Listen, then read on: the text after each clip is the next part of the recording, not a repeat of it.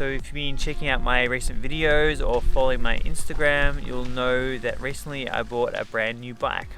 So I've only had the bike a short while and only ridden it twice, but I wanted to give a breakdown on numbers in terms of geometry and specs, customizations that I've done on the bike to fit my own style, and also initial ride impressions of my Cannondale Jekyll Carbon 3 29. So I'm riding a size small, let it be known, and I was a little bit dubious as to whether I needed a small or a medium, so I chose a small because that's what was available, but also because I thought I might be able to throw it around a little bit more in tight corners and on jumps and stuff.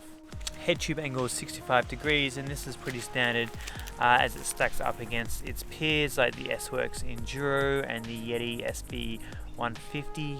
So the bottom bracket height on the Jekyll has received quite a bit of attention.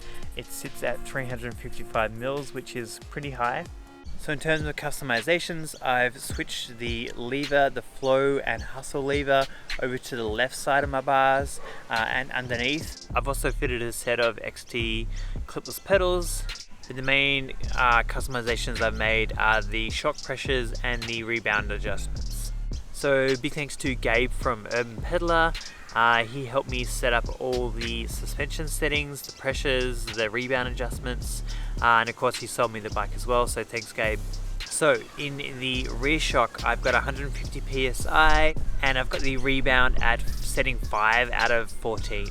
So I'm about 70 kilos and this is what was right for me. In the forks I've got 70 psi and 7 out of 22 for the rebound adjustment, and so far this feels great. I've also fitted a drink bottle holder, and there's room there for a 600 or 700 ml drink bottle, which is pretty good for an enduro bike. Alrighty, so in terms of specs, this is a carbon mainframe with an aluminium rear end. We've got Fox looking after the suspension, which I'm super impressed by. 150 mils of travel front and rear. So it's the Fox Float Performance DPS rear shock with the Gemini switch built in. So this reduces the volume in the actual shock by I think 50%. So you've got flow mode, which is 150 mils of travel, and then you've got hustle mode, which is only 120 mils of travel, and it really firms up the suspension. The theory behind this is that you can basically engage a trail mode versus an enduro mode. It's not a full harsh lockout, it's kind of a soft trail mode lockout, so you can still climb with really active supple suspension. So then up front we have the Fox Float Performance 36 fork. Cannondale C3 bars and stem. We've got SRAM GX Eagle drivetrain, along with Truvativ Stylo 6K cranks. In terms of the wheels, we've got Stan's Flow S1, laced via DT Swiss spokes to Formula hubs. We've got the Maxxis DHF 2.5 out front and the DHR 2.4 out back. Both of these have the EXO puncher protection. Yeah, I forgot to mention the brakes. So the brakes are SRAM Guide Rs, a 200mm rotor on the front and a 180 on the back. The frame also comes with this pretty neat carbon bash car protector, and I have the wheels set up tubeless. In terms of ride impressions, I had a total blast riding this bike. I have really two other enduro style or long travel trail bikes that I can compare this ride to, and they are the Canyon Strive. So I rode the model before the current model at Maydena Bike Park, and I also rode the Canyon Torque there. So they were both 27.5-inch wheeled bikes, so a little bit different to the 29-inch wheels of the Jekyll, which I absolutely love, by the way. But I feel like I got used to the Jekyll as fast as I got used to riding the Canyon Torque. Whereas the Strive, I didn't feel as comfortable on. It took longer to get used to. I feel like I couldn't go as hard.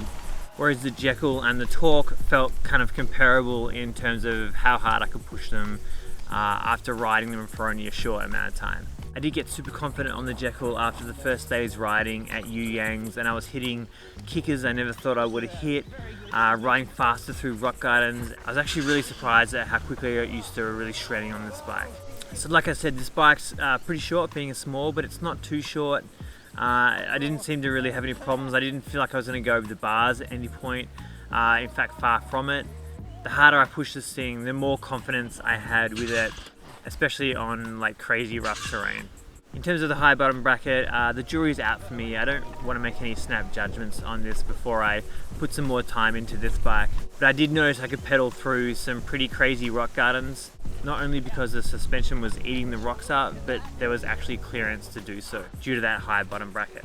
The theory is that the high bottom bracket will maybe make it a little harder to ride super steep terrain, and I haven't ridden any of that yet, so that remains to be seen. The suspension was awesome. I feel like Gabe from Urban Peddler really dialed the suspension perfect for my setup and riding style. The Hustle flow mode seems really good. Some of the longer climbs, I ended up just manually locking out the Fox shock on the rear to almost completely locked out, just because I was climbing like a 5 road and I didn't need any suspension. I just needed maximum efficiency.